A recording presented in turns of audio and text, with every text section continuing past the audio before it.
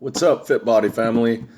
The purpose of this video is to help enlighten and actually help motivate, encourage all the hardworking ladies and men that are currently going to McKinney and, training their butts off every day, day in, day out. Title of this video, Spot Reduction is a lie. It's not real, and that is not how the body works. I'm sure that's probably gonna be something pretty controversial to a lot of people, but I'll tell you pretty much with the history of supplements and exercise and how it's grown over the decades, that has been a selling point for a lot of companies for many years that has made them millions of dollars. So why would they go and try to disprove it? If people are jumping on the bandwagon and it's just selling, it's a great selling point. Oh, buy this product, buy this wrap. It's going to help you, burn that midsection fat. I mean, real simple question right off the bat. If those things really worked, how come everybody doesn't have a six-pack already? Or, the lean, toned abs that everybody wants? Because it's BS. Point about spot reduction, again, is you go into the gym to build muscle. Generally, that's the idea, right? You work your biceps, they get bigger. You work your shoulders, they get bigger. You work your legs and your butt, they get bigger, right? So why would you think, and these are all muscles, okay? Your abs are also a muscle. You go into the gym and work your abs. Do you really think it's going to get smaller? Just a question there. No.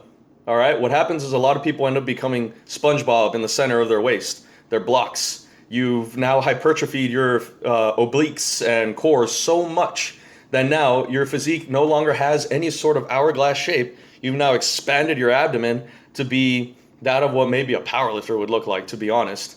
Again, can't reiterate it enough. The more muscle you have on your body, the more you can burn. When it comes to building muscle as well, you can only build 8 to 10 pounds, maximum 10 being the best case scenario, in a year. Okay? Let me say that again. 8 to 10 pounds in a year. When you hear people talking about, oh, I put on 10 pounds in a month, or I've gained 30 pounds of muscle.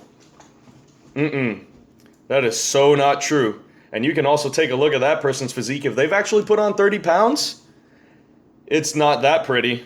Guarantee you, if it's been 30 pounds in a month, oh, no, that's one soft body right there. But more muscle you have on your frame, the more fat you can burn daily.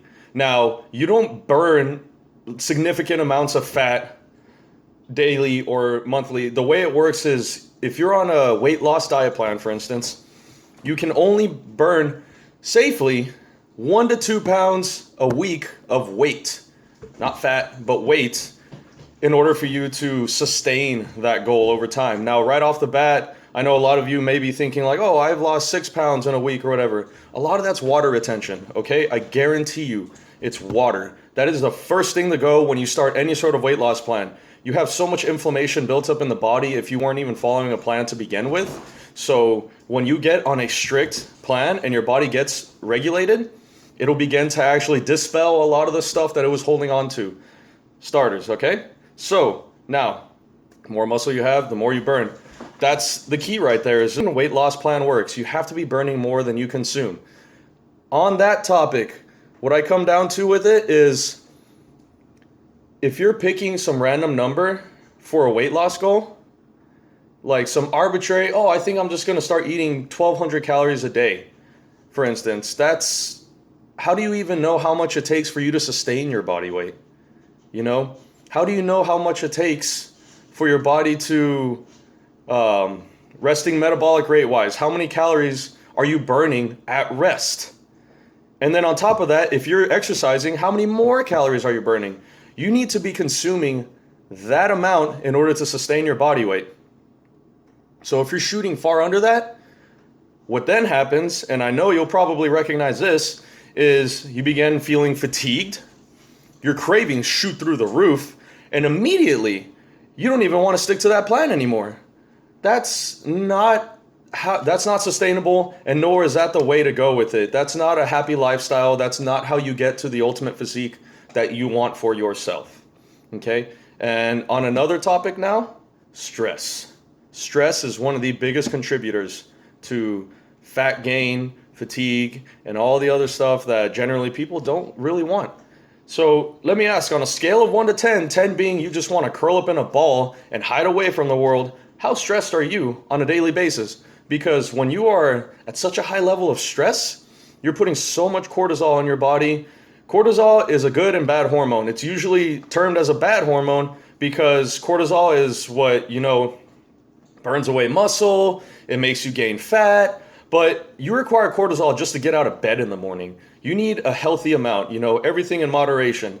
When you're cutting your calorie levels to practically below bare minimum, and you're busting it in the gym, and your daily life is, or you got kids, you've got schedules to maintain, you've got all this work, that's a lot of stress.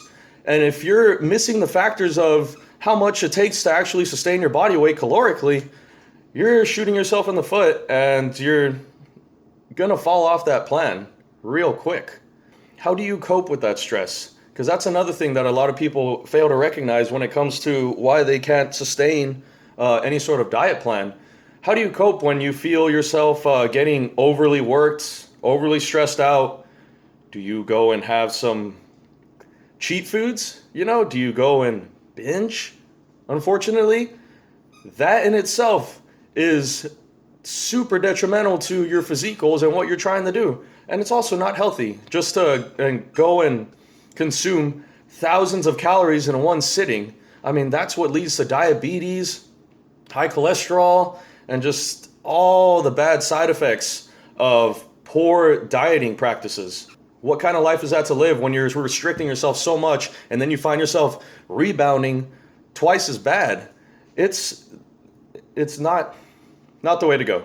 Okay? So that's what I'm saying when it comes to the fads and gimmicks that have come out about spot reduction and how it is to build muscle 8 to 10 pounds a year.